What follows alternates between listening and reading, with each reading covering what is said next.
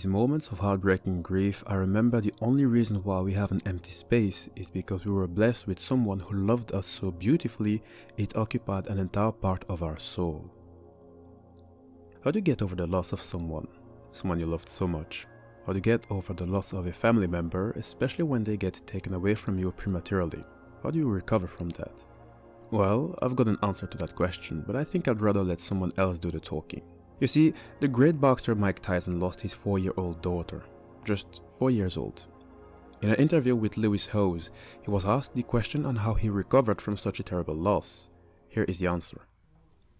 How'd you recover from that? I haven't.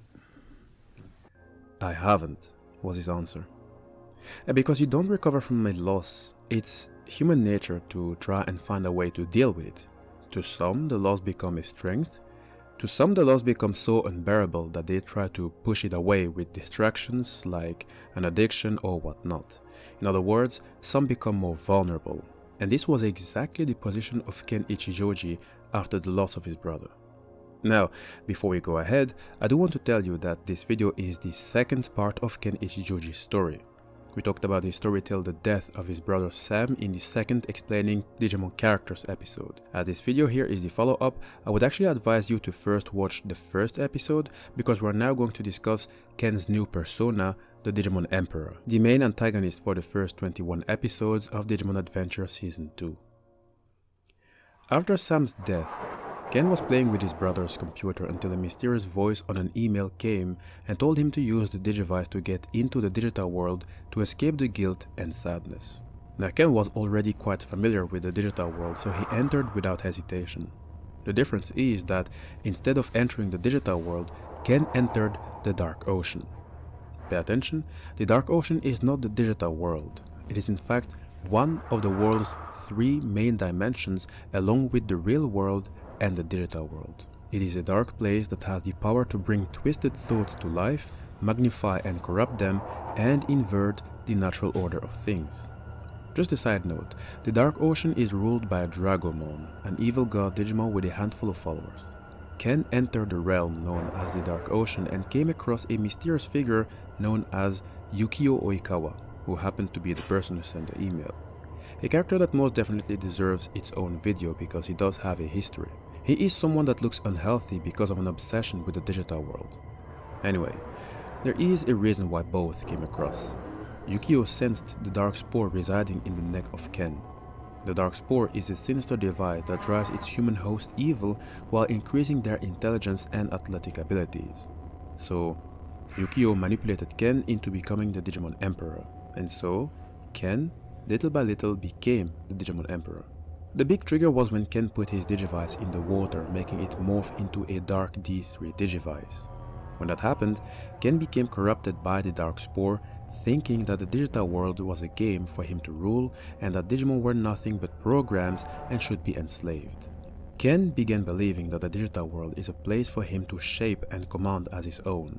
From there on, Ken adopted several aspects of his brother Sam and rapidly developed into a child prodigy, excelling perfectly at virtually everything that he chooses to pursue, whether it's an intellectual activity or an athletic one such as chess or judo.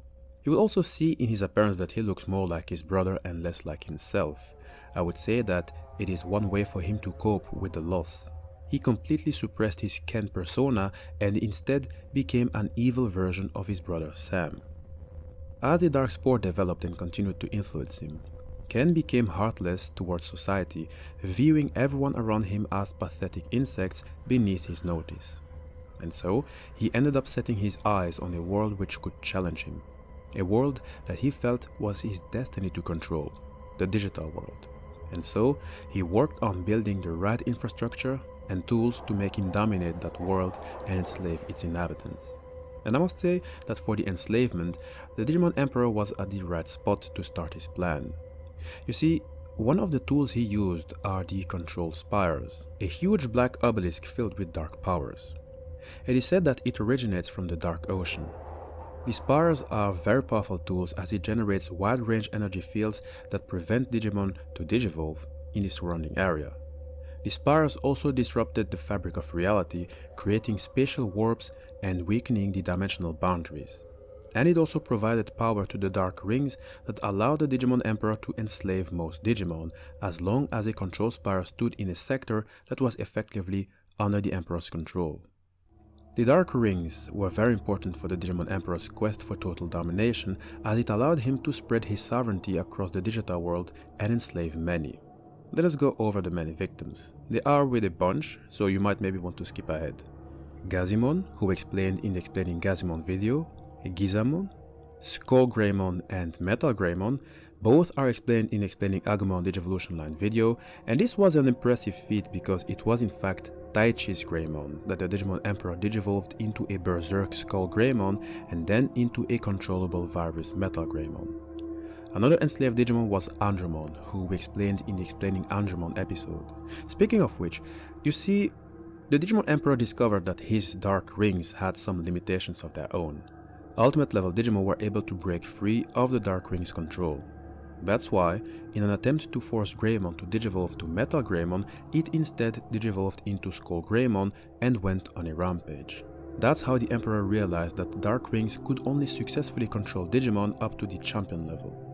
The creation of the Dark Spiral worked perfectly as it enabled him to expand the ranks of his minions to include far stronger Digimon like Mega Seadramon, who explained in the Explaining Seadramon episode. Other enslaved Digimon are Dremorgimon, Snymon, Red Vegemon, Mogiamon, who explained in Explaining Gomamon episode, Tyrannomon, Tuskmon, Vegemon, Ebidramon, Shellmon, Roachmon, Gardramon, Deltamon, who has a video entirely dedicated to it on this channel, you can find the link of it in the description box, Bakemon, Dark Tyrannomon, Flymon, Dragomon, and Dragomon itself is the god of the Dark Ocean, Gorillamon, Digitamamon, who explained in the Explaining Ogremon video, Mushroommon, Ninjamon, Shogun Gekomon, Airdramon, Dokugumon, Devidramon, Woodmon, who was explained in Explaining Palmon episode, and Mechanorimon. Mind, the Digimon Emperor sometimes controlled multiple quantities of the same Digimon species, so his reach went quite far. To tell you how powerful the control spires are, you see, the digital world is protected by 4 powerful Digimon known either as the Harmonious Ones or the Digimon Sovereigns. Each of them have their own servants known as Deva. The Digimon Sovereigns are a group of 4 and each are responsible for a particular area. Azulongmon is the guardian of the Eastern Digital World, the area where the Digimon Emperor was located. Not all secrets of that area is known. The region still has many mysteries. We do know that Shakamon is the one that has protected the Eastern Digital World since ancient times. Ebonwumon is the one guarding the northern region, Jukiamon is the one guarding the southern area, and Baihumon is the Digimon Sovereign guarding the western region. All 4 of the Digimon Sovereigns were imprisoned because of the influence of the control spires. So, in short, the Digimon Emperor was truly well on his way to completely change the order in the Digimon universe. That is why the Harmonious Ones searched and found new Digimon who have the ancient power to armor Digivolve, and thus bypassing the evil powers of the control spires that prevent Digimon from using regular Digivolution. That was the only way to face the Digimon Emperor, who basically became untouchable. Maybe some Digimon history for the newcomers. In ancient times, natural Digivolution was almost impossible. It took too much time, too much data, and the risk of simply getting killed by surrounding Digimon made it extremely rare to see a Digimon digivolve in the champion level, let alone ultimate, and let alone the last and highest mega level. So, in order to raise one's chances to survive, a rare and ancient item was used to allow a Digimon to perform armor Digivolution. That ancient item is a Digi-Egg, each of them with their special attributes. There are 15 Digi-Eggs in total, so there certainly are a lot of variation into what a Digimon can armor Digivolve to, but pay attention, not all Digimon are capable of armor Digivolving. Normally, they need to be descendants of a special species that flourished in the genesis of the digital world. So, the Harmonious Ones were very selective and created the D3 Digivices for 3 new Digidestined and selected Digimon that have the power to armor Digivolve, who they ended up sealing underneath the Digi-Eggs. We are talking about the Digimon Hawkmon with its partner Yolei Inoi, the Digimon Vmon and its partner Davis Motomiya, and Armadillomon, who is partnered to Cody Hida. Gatomon and Patamon, who were also partnered to the Digidestined Kari and TK, are also found to be capable of Alma Digivolving, although Gatomon was required to lose its Holy Ring first, a ring which made it drop in strength to become as strong as a rookie. The Digimon Emperor and the Digidestined clashed many times both in the Digimon world but also in the real world. In fact, their continuous battles even pushed him to abandon the real world altogether to focus entirely on taking over the Digimon world. His parents, with no knowledge of where he had gone, even panicked and made various televised pleas to try and search for Ken, but with no success. Because the Digimon Emperor grew angry that the Digidestined kept on foiling his plans for quite a few times, he worked on a special project using data he collected from various Digimon to make his ultimate creation, Chimeramon, and this Digimon would be the Emperor's final mistake. Let me explain why. You see, there is a large body of water surrounding the digital world, not to mistake it with the Dark Ocean ruled by Dragomon. The Net Ocean is one that is ruled by the goddess Ancient Mermimon, ruling the whole of it and able to handle all water such as the ocean currents and tidal waves.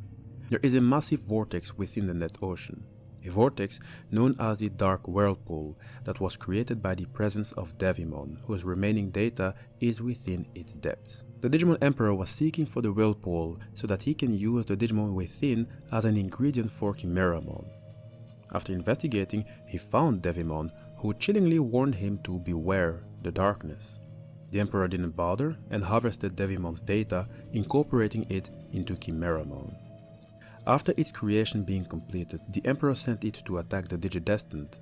The monster seemed unstoppable because none of the attacks launched by the partner Digimon seemed to have any effect, so they had to retreat. Chimeramon was sent on a rampage, destroying a nearby village and killing several Bakemon. The Digimon Emperor grew very confident, but that wouldn't last long. Do you remember Devimon's warning? Well, because of the dark powers of Devimon, Chimeramon always was beyond the Emperor's control, so the creature quickly became nothing more than what it is, an abomination. It attacked whatever was in its sight, even its creator. Woman, who is the partner Digimon of the Digimon Emperor, was worried despite having been abused and ignored by its human partner, so it took Davis Motomiya to the power source of the Emperor's base, and that power source was a Digi-Egg of Miracles. Vimon, who made use of the Digi-Egg and armored into Magnamon, fought head-on against Chimeramon. And although it is the Egg of Miracles and you'd believe that Magnamon is more powerful, the truth is that it still got overpowered by Chimeramon. The Chimera only got destroyed because Wormmon sacrificed its energy for Magnamon, who was able to deal the final blow. The Digimon Emperor refused to believe that he lost and proclaimed he would reset the digital world, still believing that it's just a computer program or a video game that could be rewritten. When the Digidestined explained to him that it's a real place and that Digimon are living creatures, he then realized the merciless cruelty he inflicted upon innocent lives. The Digimon Emperor collapsed to his knees from the horror and said the following: "I had no idea. What have I done? I thought my dark rings were a stroke of genius. I never realized I was causing pain. I made them work for me tirelessly, without ever giving them a break, and I was cruel to them beyond imagination. I'm a monster. I can't believe what I've done."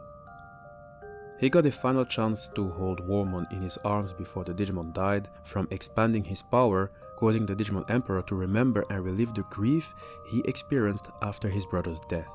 Guilt-ridden, the Digimon Emperor, or now Ken, tearfully staggered off back to the real world, and by the time he returned home, he had been missing for several months. Little did Ken know that he himself and his actions were in fact manipulated by third parties. Ken was a victim of brainwashing by Myotismon, the king of undead Digimon. Myotismon had a possessed victim, Mr. Yukio Oikawa, who pushed Ken to become the Digimon Emperor. The man created Arukenimon and Mumimon, and both used Ken. So Ken was nothing more but a pawn in a much greater game. And remember the fight of Magnamon versus Chimeramon?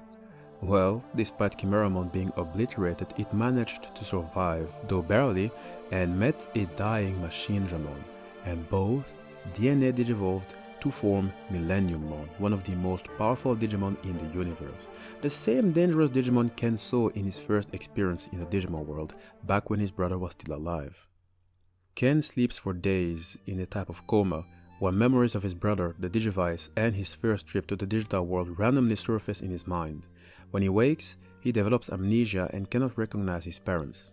In a dazed state, he later travels to the digital world and wanders aimlessly before finding himself in Primary Village. Primary Village is a town where the Digi-Eggs of all deceased Digimon reappear. Well, that is, if Anubismon would allow it. Anubismon is the one guarding and supervising the Dark Area, a place where all deleted Digimon get to. Anubismon decides whether a Digimon whose lifespan is finished can reset back to a Digi-Egg, or, the alternative, if the Digimon is evil, it gets imprisoned in the Dark Area forever. There is a story where the trapped Digimon escaped, but we'll explore that in another video. In Primary Village, Ken was forced to remember his malicious actions by the baby Digimon who angrily recall the abuse he'd inflicted. After crying out apologies in hysterics, realizing how truly sorry he is, Ken was reunited with Leafmon, the baby form of Wormmon who was reborn. After reflecting and realizing so much, Ken vowed to atone for the horrible deeds he committed as the Emperor. Hi guys, this is the end of the video. I hope you enjoyed it. Ken is certainly a character that breaks my heart. He went from losing his brother to being manipulated by Plenty and making lots of mistakes, albeit unwillingly, but still. So the character is truly a broken character, a very humane character too, because ultimately it's the loss of his brother that made him lose himself and made him become more susceptible to manipulation and whatnot. And that's what I meant at the beginning. When you lose someone, you don't recover from it, but you instead try to find a way to cope with it. If you are lucky and blessed with the people around you and you open up to them, you have your chances to come out stronger out of it. In some other cases, it might be that your very environment will break you. In any way, the way I interpret Ken's story is that despite the hardships you will face and losses you'll inevitably have, you need to forgive yourself and be kind to yourself. Hence, Ken's crest of kindness. We will discuss how this crest suits Ken accurately in a future video. In the meanwhile, if you are new to the channel, I would much appreciate it if you subscribed, drop a like and a comment. That way I know that my work is appreciated. Make sure to use the different playlists I have on this channel. That way you can easily catch up on the newest and oldest videos.